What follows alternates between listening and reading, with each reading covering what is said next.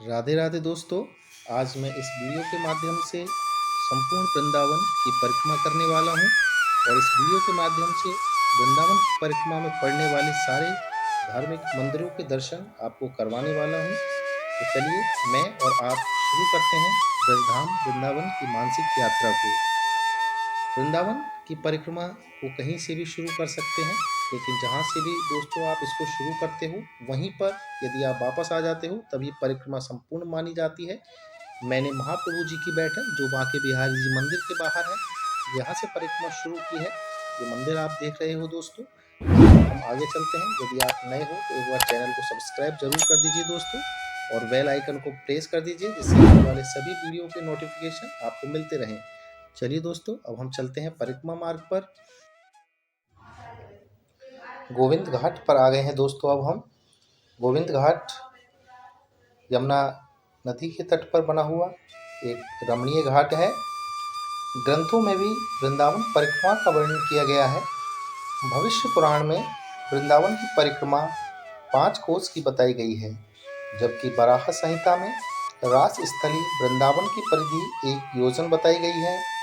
किंतु लगभग वृंदावन की परिक्रमा 3.5 कोस की परिक्रमा है और इस परिक्रमा को नंगे पांव करना ही जरूरी है। तभी इसका अनंत गुण फल प्राप्त होता है। अब हम चीर घाट पर आ गए हैं।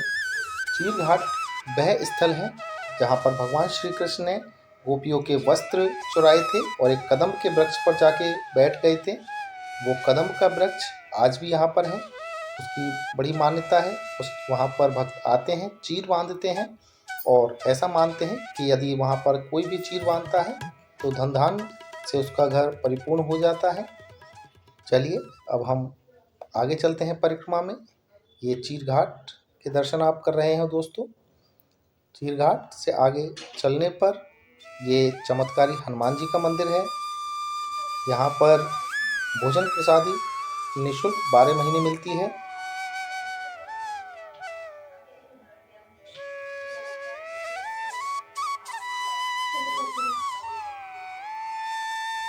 चलिए दोस्तों आगे चलते हैं।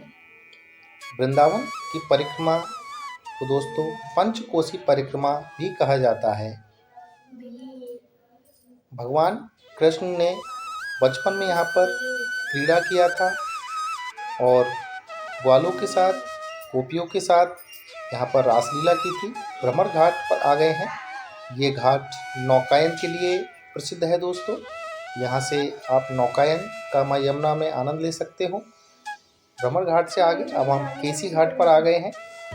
केसी घाट ये जो रास्ता है दोस्तों, बारिश के दिनों में ये रास्ता बंद हो जाता है क्योंकि यमुना नदी का जल स्तर ऊपर जो आप ये स्ट्रक्चर देख रहे हो यहाँ तक आ जाता है, मंदिरों तक आ जाता है। इसलिए इन मंदिरों के पीछे से, बाजार में से, निधिवन के सामने से होके जो रास्ता है वहाँ से दोस्तों परिक्रमा सुचारू रहती है। यदि आप रिक्शे से देते हो, मोटरसाइकिल से परिक्रमा देते हो, तब भी ये परिक्रमा वहीं से शुरू होती है दोस्तों, वहीं से चलती है। इस परिक्रमा को युगल सरकार या साक्षात राधा कृष्ण की परिक्रमा भी कहते हैं। ये आरती घाट पर दोस्तों हम आ गए हैं। ये आरती घाट, यहाँ पर आपने माँ गंगा की आरती सुनी होगी, लेकिन माँ यमुना की आरती भी यहाँ पे बड़ी ही भव्य होती है। यहाँ पे जब भी आप आते हो सैकड़ों को दीपक आपको मिलते हैं, जो इस बात का गवाह है कि आरती यहाँ भी बड़ी ही भव्य होती है। और इस समय आरती लगभग शाम को हुई दोस्तों, लगभग 2 से 3 घंटे बाद होगी। अभी माँ यमुना का निर्मल जल हम आपको दिखा रहे हैं।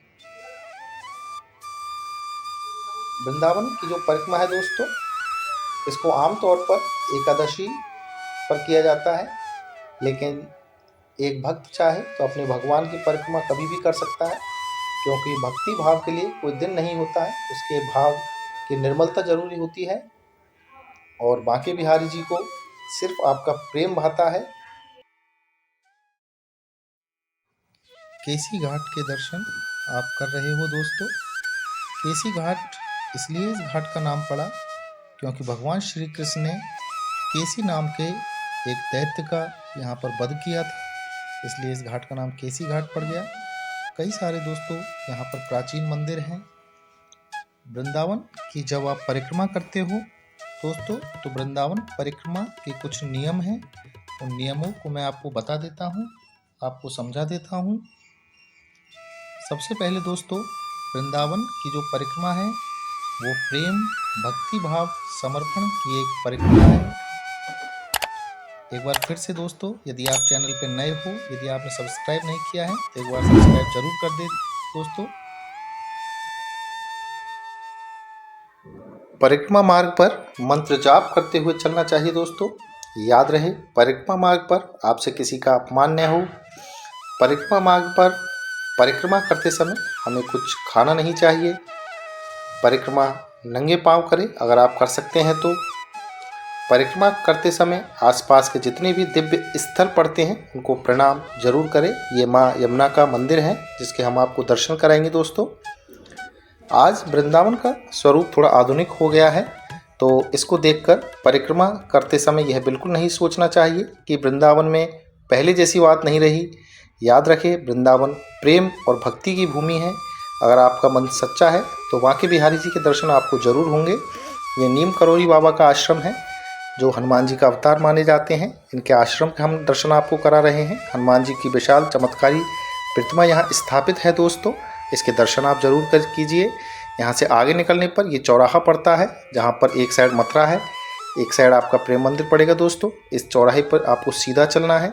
सीधे चलते हो जब इंद्रदेव सरस्वती जी महाराज, टीवी पे आपने ज़रूर इनको देखा होगा, इनके आप दर्शन कीजिए, इनके आश्रम के दर्शन कीजिए। इससे आगे चलने पर गौरी गोपाल वृद्धाश्रम पड़ेगा जो श्री अनिरुद्धाचार्य महाराज जी का है, जिनको टीवी पे आपने ज़रूर देखा होगा। आजकल सबसे पॉपुलर महाराज जी हैं ये। इनका जो वृद्ध माऊ का आश्रम है वो ये है। इसके नीचे ये निःशुल्क भोजन प्रदान करते हैं। निःशुल्क भोजन गरीबों के लिए, सभी के लिए। काफ़ी भक्त यहाँ पे आते हैं खाना खाने के लिए। ये देखिए लाइन लगी हुई है, आप दिखा रहे हैं हम आपको। हम नीचे लाइन के वजह से नीचे नहीं जा सकते, लेकिन ऊपर से ही आपको दिखा रहे हैं। और ये बेसमेंट में चलता है दोस्तों। इसके जस्ट ऊपर ये कार्यालय है महाराज जी का। यहाँ पर आपको महाराज जी से संबंधित सारी जानकारी मिलती है। इसके अलावा जितने भी भक्त बाहर से आते हैं वो यहाँ पे आराम कर सकते हैं। और यहाँ पर इसके ऊपर जो वृद्ध माँ है उनके दर्शन लाभ भी आप कर सकते हैं। और इसके जस्ट सामने ये महाराज जी का एक नया भवन बन रहा है जहाँ पर महाराज जी प्रवचन देते हैं। इससे थोड़ा आगे चलने पर प्रेमानंद जी महाराज जी का ये आश्रम है। संत शिरोमणि श्री प्रेमानंद जी महाराज का इस समय वाणी पाठ चल रहा है, इसलिए भक्तों की लंबी लाइन लगी हुई है दोस्तों। ये यहाँ पर राधा वल्लभ जी से संबंधित, महाराज जी से संबंधित जितनी भी आपको अध्ययन सामग्री चाहिए वो यहाँ पर मिल सकती है दोस्तों। यहाँ से आप ले सकते हैं। और यदि महाराज जी से संबंधित आपको कोई अन्य जानकारी चाहिए तो आप कमेंट बॉक्स में टाइप करके हमें बता दीजिए दोस्तों, हम आपको ज़रूर वो जानकारी प्रदान करेंगे। महाराज जी के आश्रम से आगे चलने पर ये काली देह मंदिर पड़ता है जहाँ पर भगवान श्री कृष्ण ने कालिया नाग का दमन किया था, उनका मंदिर है। ये आप भगवान मदन मोहन जी का मंदिर देख रहे हैं दोस्तों। लाल पत्थरों से निर्मित ये मंदिर है।